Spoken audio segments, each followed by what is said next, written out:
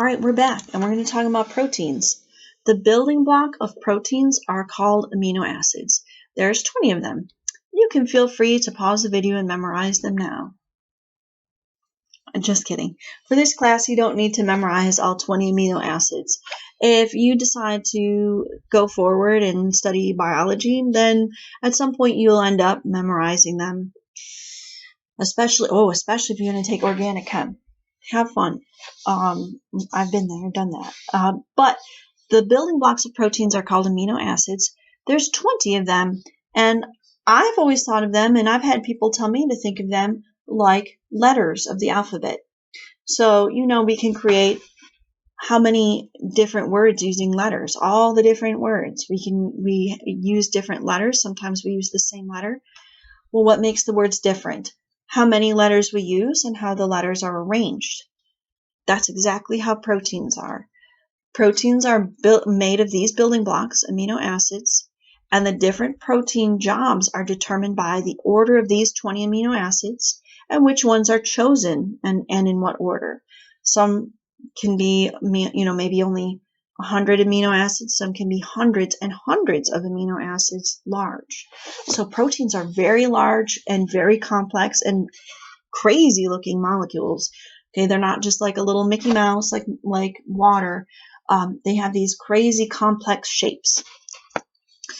So, like I was saying, they're incredibly diverse. There are many different shapes, and they're essential. They're so important. When we talk about the functions, they have many functions, and we'll go into that. And their building blocks are amino acids. So let's talk about the structure of a protein and how everything sort of works. There's 4 levels to protein structure. The primary is, these are abbreviations for the amino acids. So the primary structure is the order of the amino acids, the order of the letters. Okay, remember, think of amino acids like little letters. So the primary structure is the order we find these letters, amino acids, in. Then we have secondary structures. Some of these amino acids are attracted to each other and they might want to coil up and be close to each other. Some of them repel each other and might want to move far away from each other. So you can get structures that form like a sheet. We call those beta sheets. Or alpha helices, like a helix, a spiral, depending on how they want to shape up. And sometimes if they're in a weird place, they could have like a random coil, like maybe this one wants to attract to this one over here, nothing in between. So it kind of coils up randomly, kind of like my mouse cord over here. Then after it forms that secondary structure, we have a tertiary or third level structure where it kind of folds in on itself. So after it forms either a sheet or a coil or a random coil or like a helix, those things will fold in on each other. Some will be attracted to each other, and some will repel, just like water and oil repel each other. So some will try to be far away from each other. Some will fold in to try to bond or be close to each other. They want to be close to their friends. That forms this folded structure. And the 4th level that most proteins have, but not all, is 2 or more of these polypeptide chains. Another word for a protein, like a chain like this, is called a polypeptide. Poly means many, remember. Peptide. Well, where did peptide come from? We've been talking about amino acids. The bond between 2 amino acids is called a peptide bond. So maybe if you have more than one of these polypeptides close to each other, they're going to group up and kind of connect and bond with each other and form that final structure. So who cares?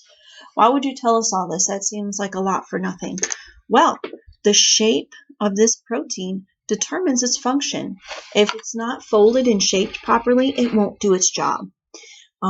So, for example, we kind of talked in our carb video about lactose. There's a protein called lactase.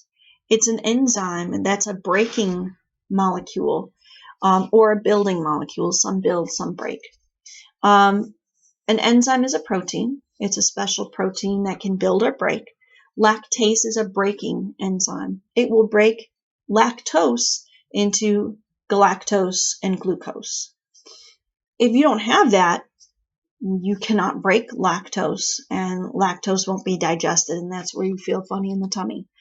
So, or your body maybe could make lactase, but it's shaped wrong. Lactose won't fit into it. And if that's the case, then you still can't digest lactose and you'll still feel kind of icky. So the shape of the protein determines its job, and they have many, many, many jobs. What elements? Let's take a look way back, at this picture. I know it might be small, but you can see that the elements that make up an amino acid are carbon, hydrogen, oxygen, and nitrogen. CHON, C-H-O-N. Those are the elements that make up an amino acid.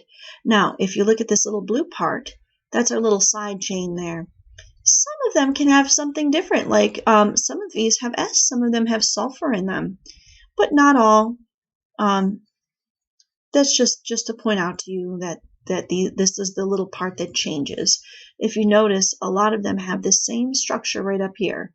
That's the basic amine and acid group that makes the amino acid. They're made of elements C, H, O, and N. So, like I said, proteins have many functions. They are the hemoglobin that's in your blood. That's an oxygen carrier, so they're involved in transport. They're the actin and fibers that help your muscles form. So they form muscles so they can contract and squeeze. They're also enzymes. Oh, they're the antibodies. We ought to talk about those little friends who protect us from disease. They're the antibodies that fight off disease. So they have many, many, many, many, many jobs. One job that we should talk about, that you should know about, is that they're enzymes. Enzymes control chemical reactions by either building, putting two things together, or breaking, taking two things apart. Another word for that is catalyst, because they speed up the chemical reaction. A catalyst is just a word that means it makes something happen. So here's an example of how an enzyme works. We have our substrate. That could be lactose, what goes into the enzyme. Look how it fits just perfectly. The shape is just right. That means if the enzyme, any of the order, let's go back for a second. If any of the order of these amino acids are wrong, then it will fold and into a sheet or helix differently or incorrectly, and then it will fold all the way incorrectly, and its shape will be wrong. So if that happens and it's folded incorrectly, or one of the amino acids in the sequence is wrong or isn't there, it's missing, we skipped a letter, so we added a different letter, well, the shape here is going to be wrong, which means it won't fit, which means it won't be able to do its job. So it's very important that these amino acids get the correct code. Now, where does that code come from? Spoiler for the next video, get excited. Okay, but anyway, here we have our substrate. We could call that lactose. It's going to fit into the enzyme. We would call that lactase. So enzymes are often named after what they break down, and they usually end in ASE, but not always.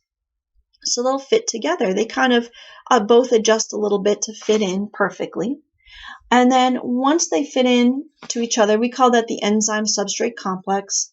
A lot of people are changing how they kind of talk about this, but a good way to think about it is like a lock and a key. Like this key is for my house. It's not going to fit in my office door or my car.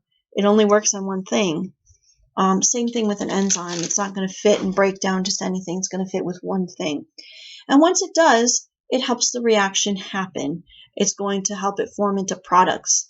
And in this case, those products might be glucose and galactose, the building blocks of lactose, our carb from our earlier video. So enzymes can work in the opposite direction. They can put those things together, for example. So enzymes and proteins are very, very, very diverse. We talked about their elements, C, H, O, and N. Examples are proteins, hemoglobin, antibodies, muscle fibers. You could make a long list of examples of proteins. I know I really only focused on enzymes or catalysts. That's some of the examples and their functions. So antibodies fight disease. Muscles are used to contract, so like your heart contracts and beats. Your muscles here contract so you can move. Enzymes build and break. They allow the reactions in our body to happen at a rate that lets us be alive. They are transporters of materials. They, like, for example, hemoglobin will transport oxygen to our cells and transport away carbon dioxide. And their building blocks are those fun amino acids that there are 20 of. So that's a very basic rundown of what proteins are, and I hope that helps, and I will see you soon. Bye.